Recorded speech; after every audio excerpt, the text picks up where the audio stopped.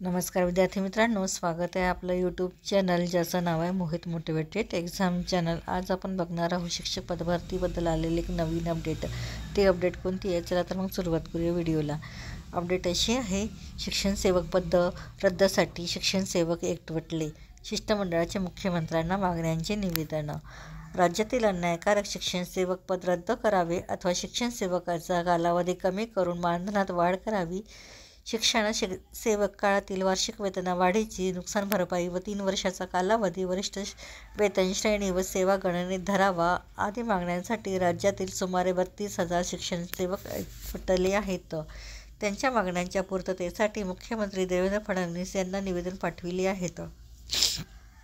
निवेदनात नमूद केले आहे की शिक्षण सेवक 2000 पासून लागू झालेली आहे। ही योजना नव्याने नियुक्त शिक्षकांसाठी अन्यायकारक ठरत आहे। 3 वर्षाचा शिक्षण सेवकाळ, अत्यल्प मानधन, शासकीय लाभांचा अभाव, वार्षिक वेतनवाढीची हानी व वरिष्ठ श्रेणीतून वगळणे आदींमुळे शिक्षक आर्थिकदृष्ट्या व मानसिकदृष्ट्या प्रचंड तणावाखाली काम करत आहेत। पवित्र पोर्टलमुळे नियुक्ती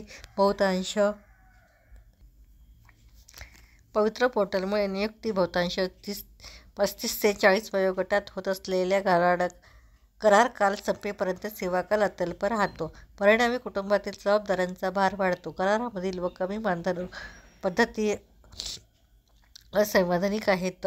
समान कामासाठी समान वेतन तत्त्वाची अंमलबजावणी होत नाही। तर शिक्षण सेवकाच्या काय मागण्या आहेत ते आपण बघूया। शिक्षण सेवक योजना रद्द करून सुरुवातीपासून स्थायी नियुक्ती करावी। योजना कायम ठेवण्यास मानधन स्थायी वेतना इतकंच असावे। करार काल 3 ऐवजी 1 वर्षाचा असावा।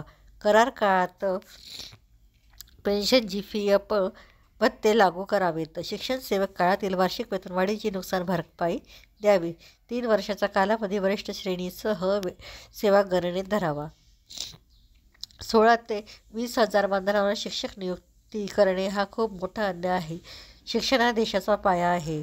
तात्पुरत्या उपयोजनाने हा पाया मजबूत होणार नाही। शासन आणि सरकार आत्म्याकडे निर्णय घेऊन शिक्षणावरील अन्याय दूर करायला हवा, असं मत हेमंत पाटील शिक्षण सेवक यांनी केलेलं आहे। तर पदवीधर योगेश साळुंखे यांच्या मतानुसार शासनाने शिक्षण सेवक हे पद रद्द करून शिक्षकांना सर्वांना शिक्षक पदनाम देऊन कायमस्वरूपी वेतन श्रेणी लागू करावी।